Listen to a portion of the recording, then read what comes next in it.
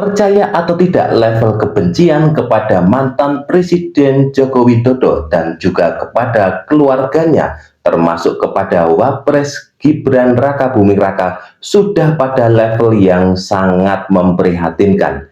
Kenapa saya bisa berkata seperti ini? Karena begitu mudahnya seseorang dilabeli termul hanya karena dia melakukan pembelaan kepada marwah seorang wakil presiden. Mau heran, tetapi memang faktanya seperti ini dan saya sudah merasakan sendiri. Hanya karena saya membela wakil presiden Gibran yang dia dihina dengan ditirukan ekspresi mimik wajahnya oleh Panji dalam stand up komedi menstreanya, kemudian saya dicap sebagai termul.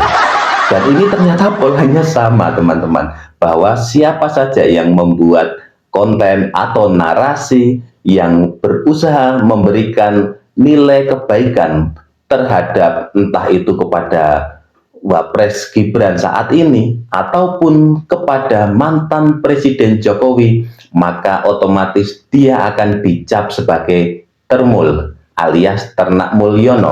Seperti kita tahu, teman-teman, termul sendiri adalah akronim dari ternak Mulyono. Ini merujuk pada para pendukung mantan Presiden Jokowi yang membela dari serangan tuduhan ijazah palsu yang waktu itu sedang panas-panasnya dilakukan oleh Roy Suryo, Kemon, dan juga Dr. Tifa. Kenapa ini sudah dalam taraf mengkhawatirkan, dan kalau tidak disikapi dengan bijaksana, ini bisa menimbulkan perpecahan antar sesama anak bangsa. Oleh karena itu, jangan skip videonya, tonton sampai selesai. Mari kita bahas. Di video saya sebelumnya, saya membahas tentang bagaimana Panji menirukan ekspresi ngantuk wakil presiden Gibran. Di situ saya mempermasalahkan tentang bagaimana seorang wakil presiden dijadikan bahan candaan dengan dalam tanda kutip penghinaan fisik, karena Panji menirukan itu untuk hanya ditertawakan oleh audiens yang datang.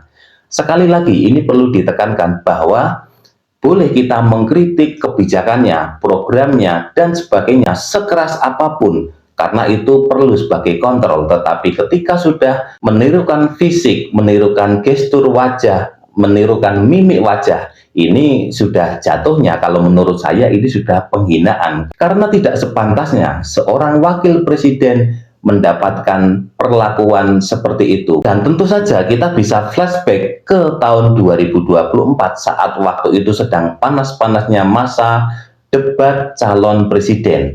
Kita tahu wakil presiden kita yang saat ini, Gibran Rakabuming Raka, juga melakukan hal yang tidak pantas, yang menurut saya waktu itu juga sudah berlebihan ketika dia memberikan ekspresi celingak-celingu dengan mengangkat tangannya seperti ini. Nah, waktu itu ditujukan kepada Mahfud MD yang notabene adalah calon wakil presiden yang mendampingi calon presiden Pak Ganjar. Dan di situ kita semua marah. Di situ adalah debat calon wakil presiden.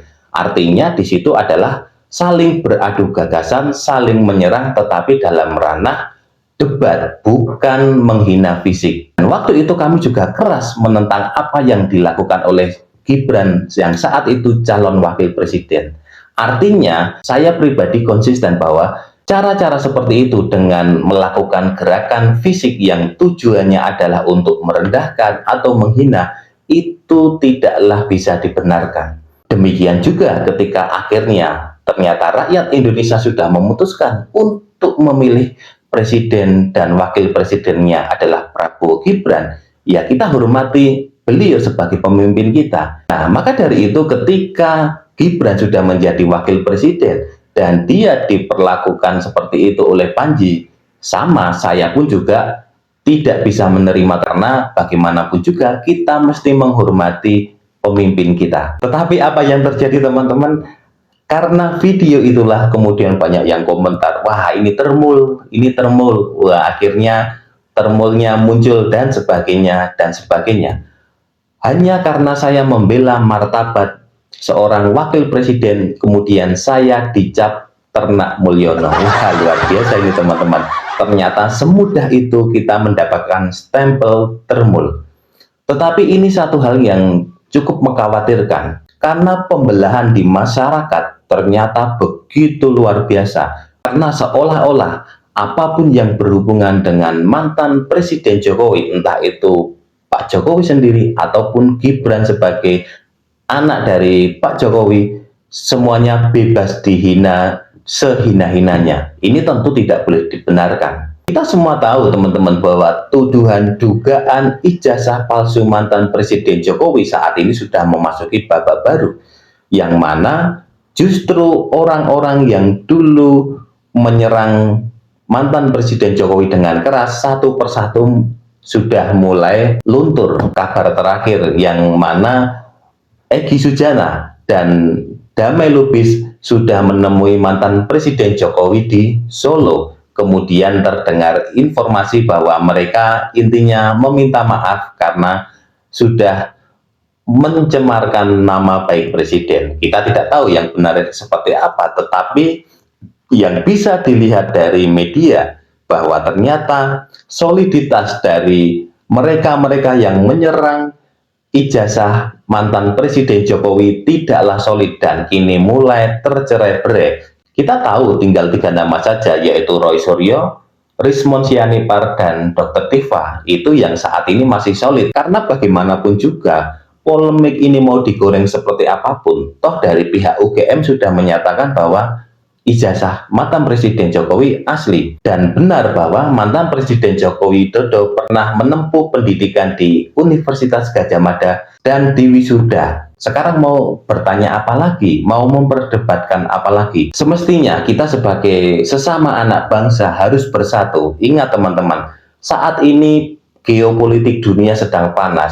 Kita semua tahu bagaimana Amerika Serikat menyerbu ibu kota Caracas dan menculik Presiden Maduro dan istrinya yang notabene adalah pemimpin sah Venezuela dengan alasan begini dan begini dan begini. Artinya situasi dunia saat ini sedang tidak baik-baik saja. Dan kemudian yang terbaru, bagaimana tanker minyak milik Rusia juga disita oleh Amerika Serikat. Karena melihat situasi yang terjadi di Venezuela, sangat mungkin ini juga bisa terjadi di negara lain. Kita sebagai bangsa Indonesia, kita harus menjadi bangsa yang kuat, karena ancaman saat ini bisa datang dari mana saja. Karena kita tahu Indonesia memiliki cadangan sumber daya alam yang melimpah, dan ini tentu menjadi daya tarik yang luar biasa. Maka dari itu, ini pesan saya kepada semua pembenci Presiden Jokowi dan keluarganya. Silahkan kalau mau mengkritik, kritiklah kebijakannya, tetapi kemudian jangan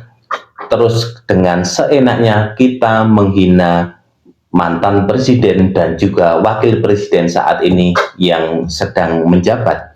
Apapun itu, mantan Presiden Jokowi, terlepas dari keputusan kontroversialnya di akhir-akhir masa pemerintahannya, tetaplah beliau seorang presiden yang mempunyai visi ke depan.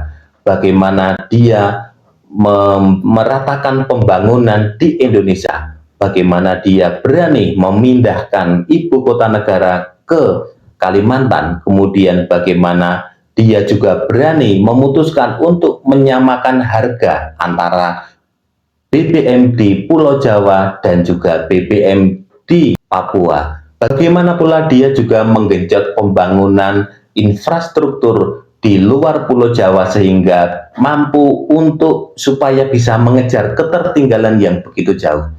Jangan lupakan itu semua, terus kemudian kita menjadi benci dan melupakan kebaikan-kebaikan yang sudah dikerjakan oleh mantan Presiden Jokowi. Dan masih banyak sebenarnya yang kalau kita sampaikan satu persatu itu nanti butuh waktu yang sangat panjang. Maka dari itu hendaknya kita sebagai sesama anak bangsa, mari mulai belajar untuk bisa menghargai. Tidak semua yang dilakukan mantan Presiden Jokowi itu baik, tetapi juga tidak sepantasnya beliau diperlakukan seperti itu dengan sehina-hinanya, seolah-olah tidak ada kebaikan setitik pun yang dilakukan oleh mantan Presiden Jokowi.